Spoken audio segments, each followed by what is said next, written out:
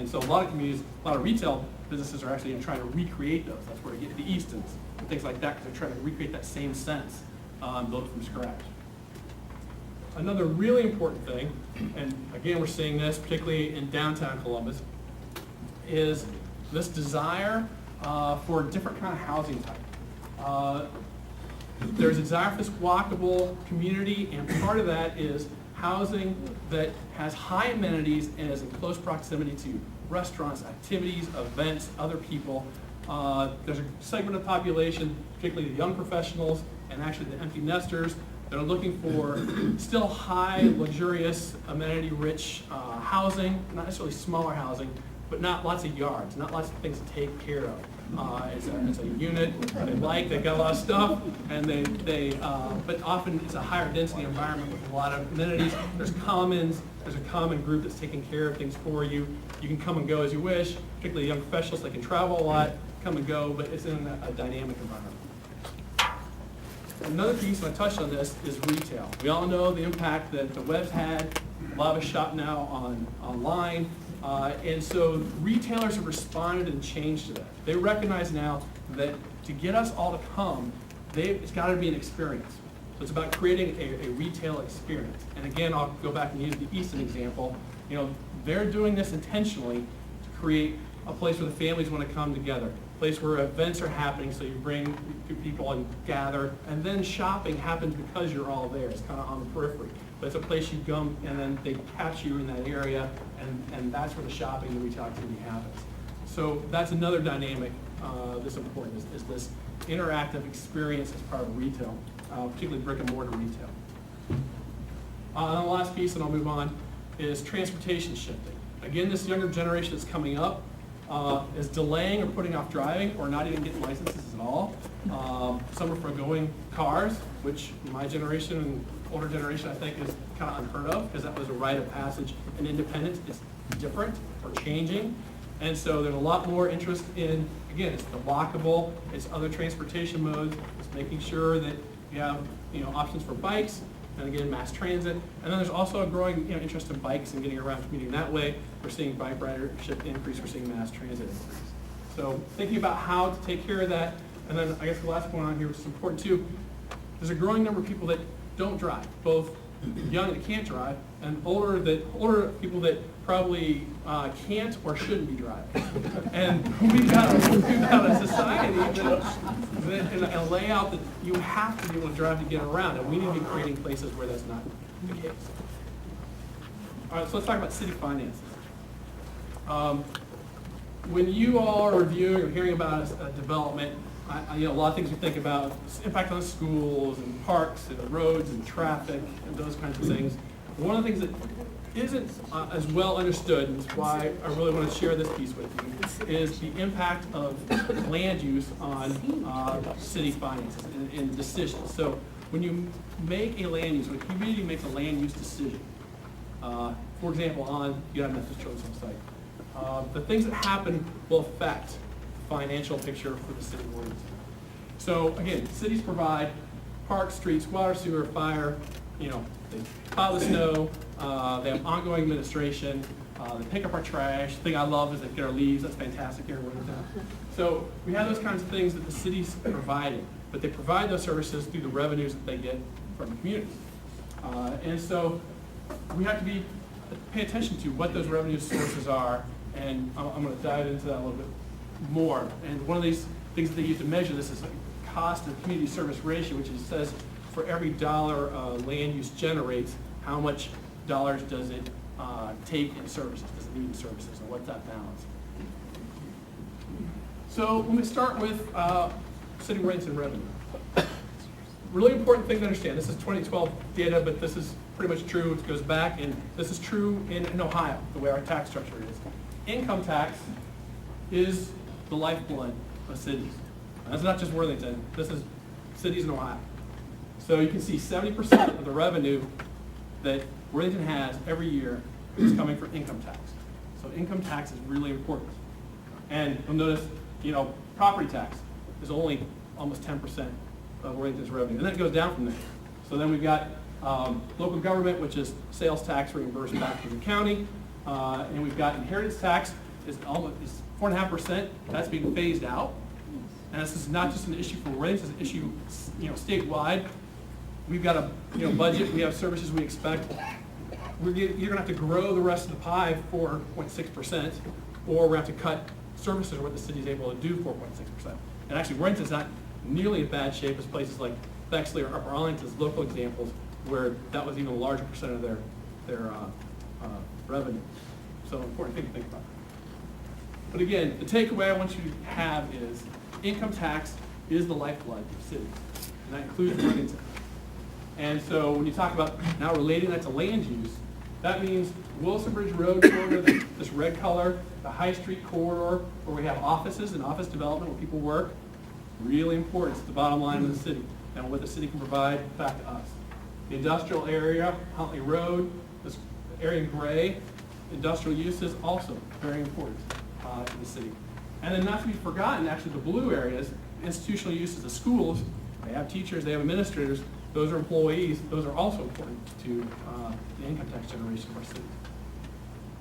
So again, income tax, major source of revenue for cities in Ohio, and that includes Worthington. So if we're trying to help raise that vote, that means we're looking at land uses that have employees. We're looking at land uses that have well-paid employees. The more employees, the better paid they are, the better it is from an income tax point of view and the revenues of the city. Now let's shift to property tax. Property tax, this is property tax distribution, what we're paying in Worthington, and property tax is where it goes. 75% of it goes to the Worthington School District. And there's another important thing to understand. So income tax, cities, property tax, schools. So schools get the majority of the income of the property tax. You can see that City of Worthington gets about 4% of our property taxes. And then other important things, Sharon Township, minimal amount, but things like the library that we support and all the Franklin County services, MRDD, aging, Columbus Zoos, Metro Parks, those kind of things are all part of this. And that's where that 16.2% comes from. So let's talk about property taxes.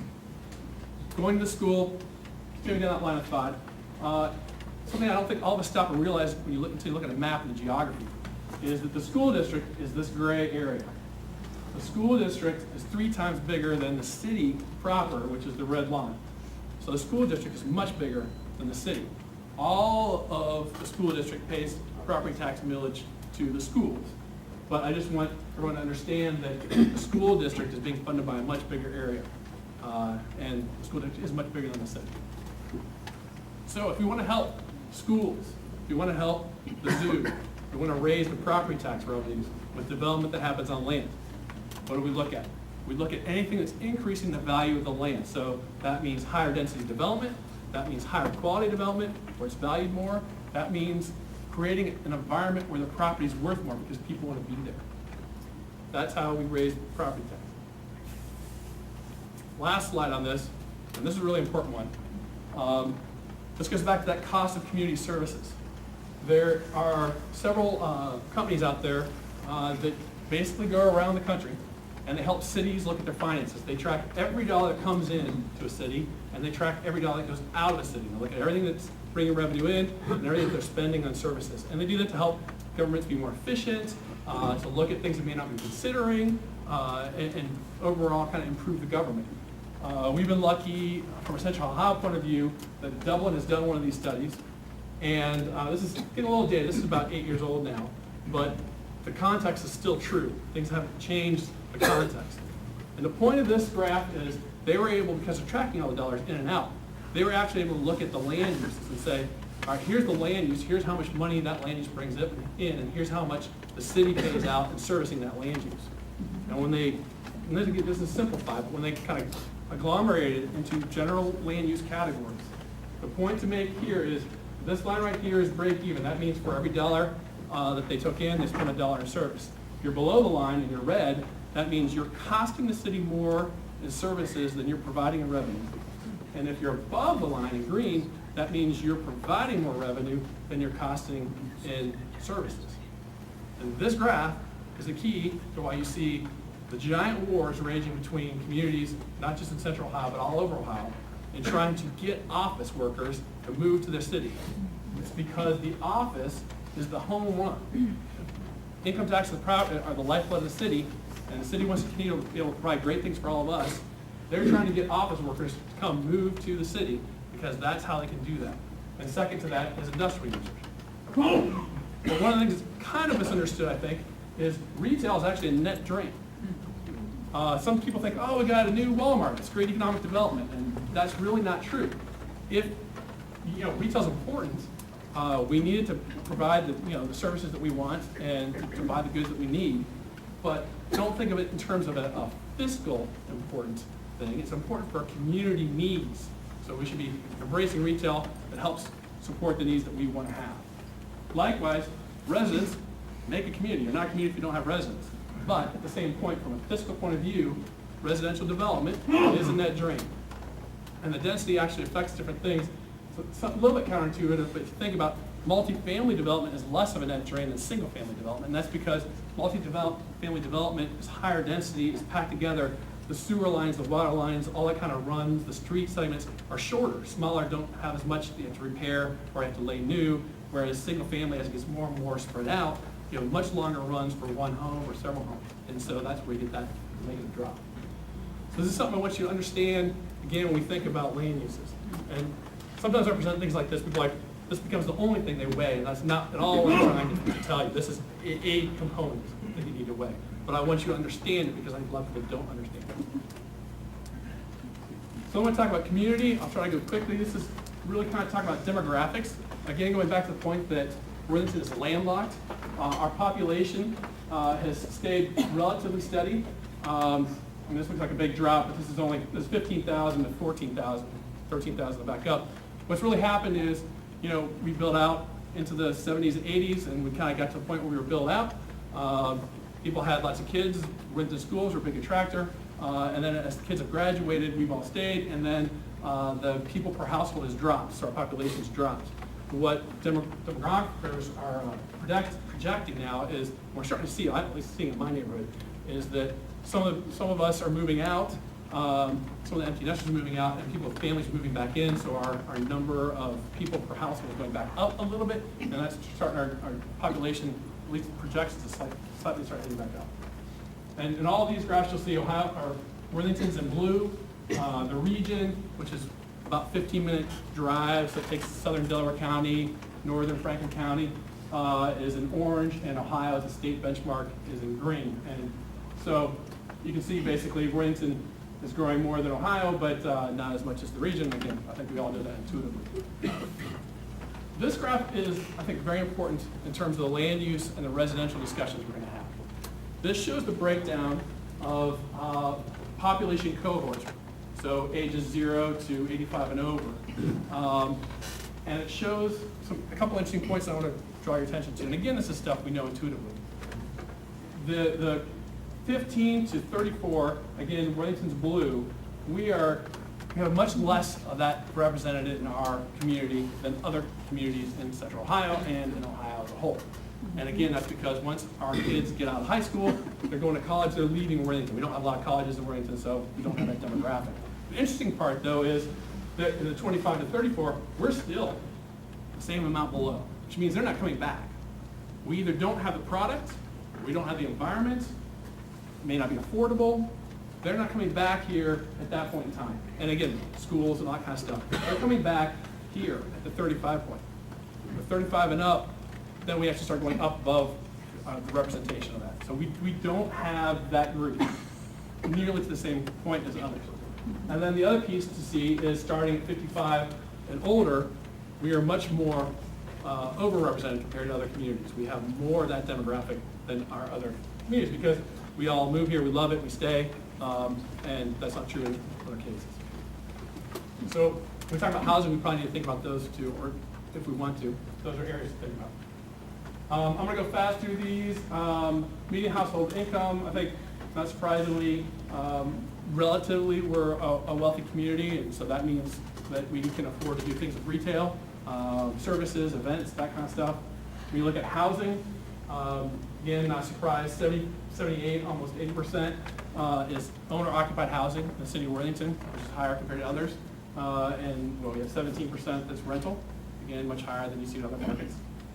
When you look at actual types of units, basically the key here is that we have about 5,800 units in Worthington, and of that, 87% are single family and 13% are multifamily. So we have a very large supply of single family homes, not as much in terms of apartments, particularly compared to other communities. And again, that may not be good or bad, that's just what it is. So, now, what we're going to do next is talk about the actual site, which I know is what you really want to hear about. We did a quick study on different land uses, because the reality is this site could be anything. It could be a million things. So let's talk about, we want to help share with you what different uses would look like on this site. And we intentionally did a little bit of extremes, so you can see kind of each category, because then what we're going and what we heard when we talked to a lot of people over the last couple of months is that mix of this is probably the right answer. But we want to show you the edges first to start with. So start with institutional use. Institutional use is what's there now. United Methodist Children's Home is an institutional use. It's there on the site. It actually is a lot of site it's not using. If they wanted to expand and develop it on, they could. They could add a lot more building and the resulting parking to the site, and they're perfectly